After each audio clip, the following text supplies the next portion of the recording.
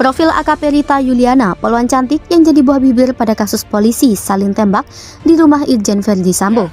Pembunuhan ini udah jelas, sudah ada kematian, ya sudah ada kematian, ya bahkan itu sudah dikuburkan. Tapi persoalannya yang menjadi pertanyaan di sini adalah sampai sekarang belum ditemukan siapa pelakunya, ya.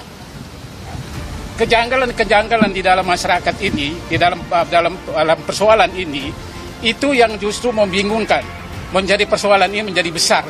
Kalau melihat upaya kepolisian untuk menutupi kasus ini sejak awal, jangan kemudian memunculkan kejanggalan-kejanggalan, Pak ini tidak berdiri sendiri gitu loh. Oke. Irjen Sambo tidak berdiri sendiri, makanya kepolisian ini harus dijadikan momentum oleh kepolisian untuk membersihkan internalnya, dan sampai kepolisian ini membela seorang personil yang salah seperti itu. Oke.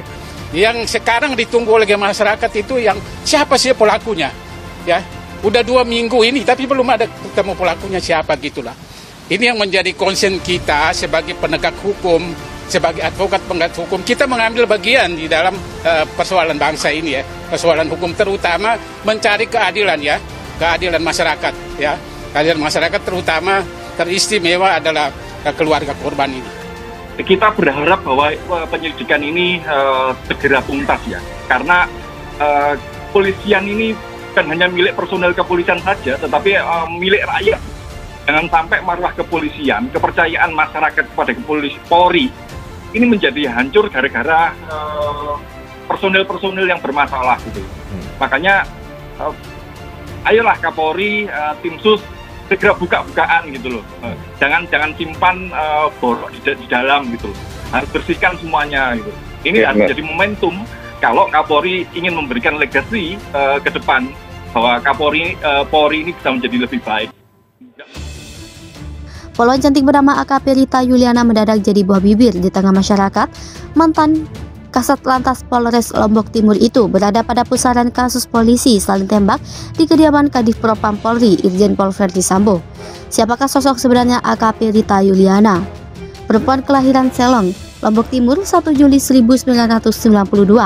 Ini merupakan anak bungsu dari 4 bersaudara, ayahnya seorang pegawai negeri sipil di kantor kecamatan. Dikutip dari kanal YouTube Opsi NTB Channel, Rita awalnya tidak bercita-cita menjadi polisi melainkan sebagai dokter. Namun dia mengurungkan impiannya lantaran orang tuanya sebentar lagi hendak memasuki masa pensiun. Orang tua Rita tidak mampu apabila harus membiayai pendidikan dokter untuk anaknya. Pada riwayat pendidikannya, Rita pernah duduk di bangku SMA 1, Pringgabaya, Lombok Timur. Ketika duduk di bangku kelas 3, dia berpikiran untuk menjadi polisi. Akhirnya, dia mendaftar seleksi Bintara Polisi ke Polres Lombok Timur. Sayangnya, dia tidak bisa mendaftar karena belum lulus SMA. Kemudian, dia mencoba peruntungan dengan mendaftarkan sebagai pramugari. Rita berhasil terpilih. Namun orang tuanya tidak mendukung karena harus membayar uang sebesar 20 juta. Selain itu, dia mendaftar Akpol dan diterima pada tahun 2010. Setelah menjalani masa pendidikan, Rita mengawali tugasnya dengan berdinas di Polda Daerah Istimewa Yogyakarta. Dia bertugas pada bagian sentra pelayanan kepolisian di Gunung Kidul.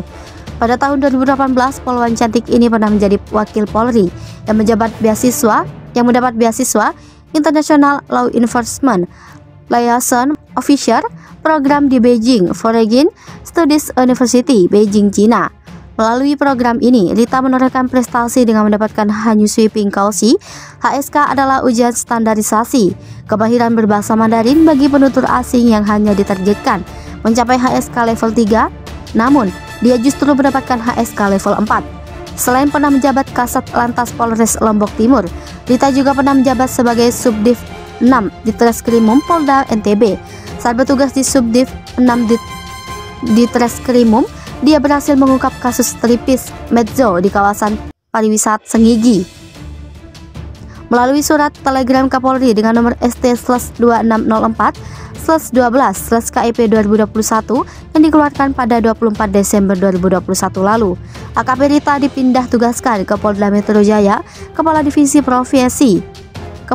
Profesi dan Pengamanan Polri Irjen Pol Verdi Sambo. Kapolri Jenderal Listio Sigit Prabowo menonaktifkan Inspektur Jenderal Pol Verdi Sambo sebagai Kepala Divisi Profesi dan Pengamanan.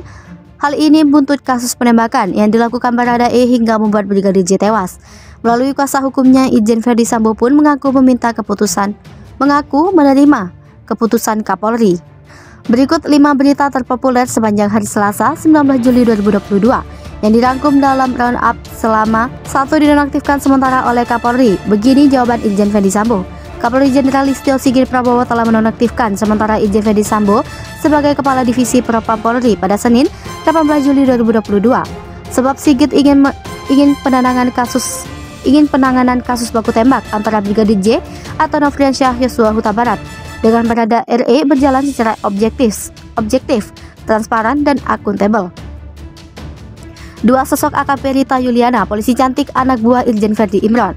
Polisi wanita dengan nama lengkap AKP Rita Yuliana jadi perhatian warganet beberapa hari belakangan ini. Nama dia muncul begitu saja di media sosial hingga pencarian Google. Sosok parasnya yang cantik ini diketahui secara dinas di Polda Metro Jaya yang otomatis menjadi anak buah Irjen Verdi Imron.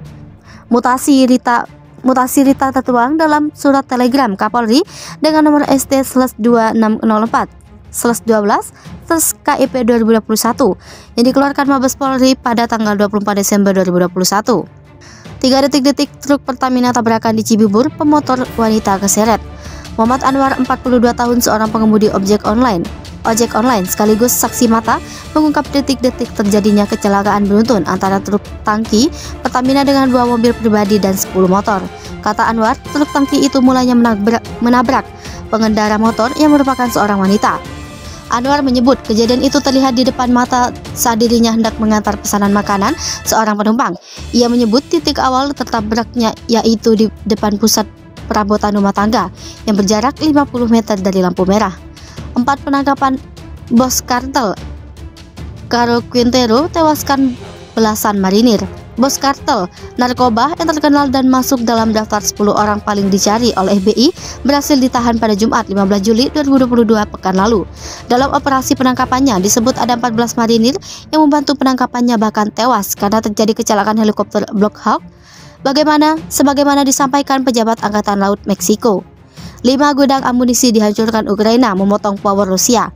Departemen Kepolisian Distrik Nova Kakhovka di wilayah Kherson pada Senin 18 Juli 2022 mengkonfirmasi ledakannya terjadi di sebuah gudang amunisi yang disebut digunakan oleh para penjajah merujuk kepada Rusia.